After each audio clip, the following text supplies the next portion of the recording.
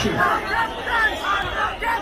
ঢাকায় যখন গত বছরের 16 জুলাই প্রথম প্রতিরোধ হয়েছে, তার একদিন আগেই আপনারা ছাত্রলীগকে প্রতিরোধ করেছিলেন। চট্টগ্রাম হচ্ছে প্রতিরোধের শহর, চট্টগ্রাম হচ্ছে লড়াইয়ের শহর, এবং আমাদের এই রাজনীতি আমরা সূচনা করেছিলাম এই চট্টগ্রাম থেকে।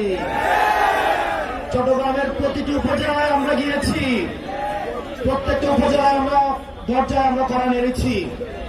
জাতীয় নাগরিক পার্টির পথসভা শুরু হয়েছিল এই বীরচট্টলা থেকেই।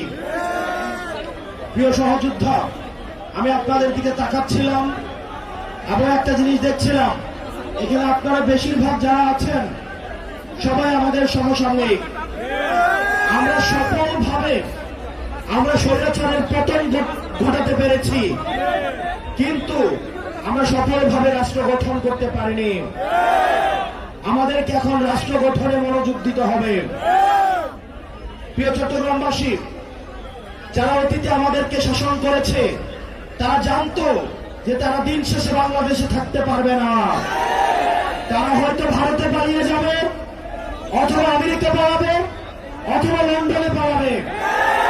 সেজন্য তারা আগে থেকেই তাদের ব্যবস্থা করে নিয়েছিল। তারা তাদের সেকেন্ড হোম বানিয়েছে, তারা তাদের থার্ড হোম বানিয়েছে।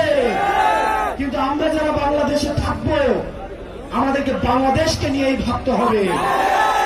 প্রিয় চট্টগ্রামের তরুণ প্রজন্ম, আমাদের অতীত প্রজন্ম আমাদের জন্য কিছু রেখে যায় নাই। তারা আমাদের একটা ভঙ্গুর অর্থনীতি দিয়ে গিয়েছে, একটা ভঙ্গুর শিক্ষা ব্যবস্থা নিয়ে দিয়ে গিয়েছে, তারা আমাদের একটা ভঙ্গুর স্বাস্থ্য ব্যবস্থা দিয়ে গিয়েছে, আমাদের মধ্যে সাম্প্রদায়িক সংঘর্ষ দিয়ে গিয়েছে, আমাদের মধ্যে কলহ দিয়ে গিয়েছে, পাহাড় এবং সমতল সংঘর্ষ দিয়ে গিয়েছে। আমরা যারা এই প্রজন্মের রয়েছি, আমাদেরকে দায়িত্ব তুলে নিতে হবে। এই সব সমস্যার আমাদেরকে সমাধান করতে হবে। আপনারা যদি সামনে এগিয়ে আসেন, এই তরুণ প্রজন্ম যদি দায়িত্ব নেয়, আমরা বিশ্বাস করি এই তরুণ প্রজন্মকে অর্থ দিয়ে কেনা যায় না, এই তরুণ প্রজন্মকে লোভ দিয়ে কেনা যায় না। হাসিনা চেষ্টা করেছিল কিন্তু কিনতে পারে না। এই তরুণ প্রজন্ম চাইলে ইতিহাস তৈরি হবে। চট্টগ্রামবাসী, আমাদের রাষ্ট্র ব্যবস্থা গঠনে আপনাদেরকে সামনে এগিয়ে আসতে হবে। প্রিয় তরুণ প্রজন্ম, আপনাদেরকে মাথায় রাখতে হবে, আমরা এখন বর্তমানে যে কার্যক্রমগুলো করব সেগুলোর ফলাফল আমাদের ভবিষ্যতে আমাদের ভবিষ্যৎ প্রজন্ম পাবে। বর্তমানের কাঠগড়ায় যেভাবে অতীত প্রজন্মকে আমরা দায়বদ্ধ করি, আমরা যদি বর্তমানে আমাদের দায়িত্ব পালন করতে না পারি, তাহলে ভবিষ্যতের কাঠগড়ায় আমরা দায়বদ্ধ হব। সেজন্য আমাদের একটা নীতি নির্ভর রাষ্ট্র লাগবে, একটা ইনসাফ ভিত্তিক রাষ্ট্র লাগবে, যেই রাষ্ট্র ব্যবস্থায় স্বাস্থ্য, শিক্ষা, অবকাঠামো, কর্মসংস্থান, সাম্প্রদায়িক সম্প্রীতির মধ্য দিয়ে একটা গ্রহণযোগ্য এবং বাসযোগ্য বাংলাদেশ গড়ে উঠবে। এবং সেটির জন্য আমাদের এই তরুণ প্রজন্মকে ঐক্যবদ্ধভাবে কাজ করে যেতে হবে। আমাদের মধ্যে বিভাজন করার চেষ্টা করবে, আমাদের মধ্যে বিভিন্ন রাজনৈতিক দলের মধ্যে বিভাজন করার চেষ্টা করবে।